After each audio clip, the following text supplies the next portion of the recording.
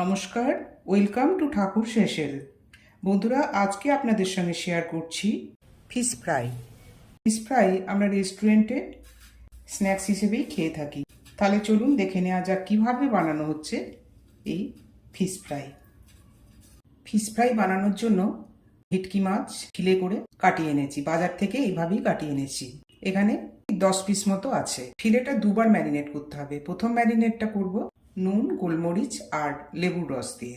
1 চা চামচ নুন দিয়ে দিলাম, 1/2 চা চামচ দিয়ে দিচ্ছি গোলমরিচের গুঁড়ো, আর দিচ্ছি পাতিলেবুর রস। পাতিলেবুর রসের পরিবর্তে ভিনিগারও দেওয়া যেতে পারে, তবে যে ভিনিগারটা দেবেন সেটা যেন আপেল সিডার ভিনিগার হয়। প্রত্যেকটা ফিলে ভালোভাবে নুন, গোলমরিচ আর লেবুর রসের সাথে মিশিয়ে নেব। সব ফিলেগুলোই খুব ভালোভাবে নুন, গোলমরিচ, লেবুর রস দিয়ে মেশানো হয়ে গেছে। 15 মিনিট রেস্টে রেখে দেব।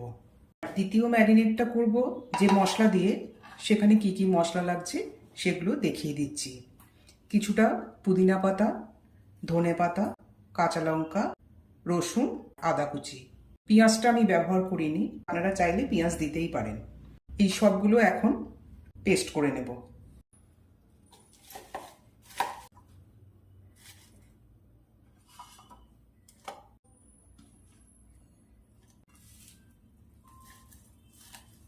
এখানে আলাদা করে কোনো জল ব্যবহার করব না।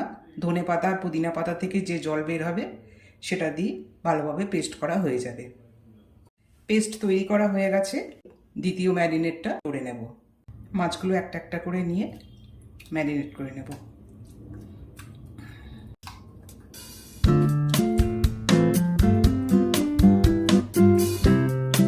মাছের ফিলেগুলো এভাবে একটা একটা করে নিয়ে মশলাটার সঙ্গে খুব ভালোভাবে মিশিয়ে নেব। মশলাটা যেন খুব ভালোভাবে লাগানো হয়, এরম করে প্রত্যেকটা ফিলেতেই মশলাটা মাখিয়ে নেব।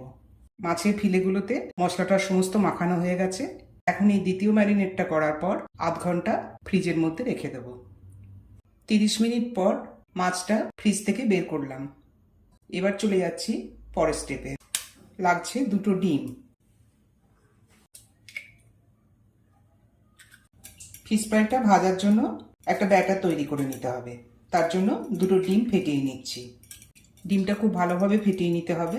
এই ডিমের গোলাটার মধ্যেই দিয়ে দিচ্ছি 1/2 চা চামচ গোলমরিচের গুঁড়ো, 1/2 চা চামচ নুন।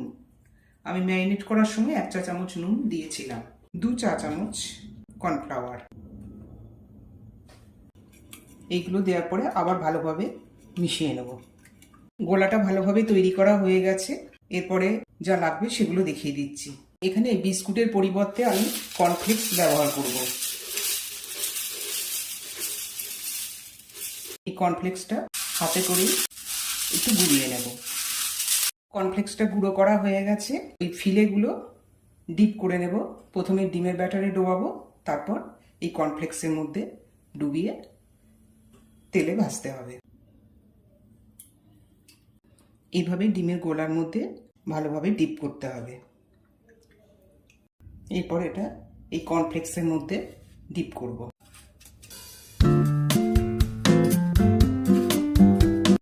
এটা চাইলে আরও একবার কোট করতে পারেন, কিন্তু আমি এখানে ডবল কোট করব না, একটাই কোট করব। ডবল কোট করতে চাইলে এটা আবার একবার ডিমের গোলায় ডুবিয়ে, কর্নফ্লেক্সের মধ্যে ডুবিয়ে তারপর ভাজতে হবে। এরকম করে সব ফিলেগুলোই ডিমের গোলায় এবং কর্নফ্লেক্সে ডিপ করে নেব। সব ফিশ ফ্রাইয়ের ফিলেগুলোই ডিপ করা হয়ে গেছে ডিম এবং কর্নফ্লেক্সের মধ্যে।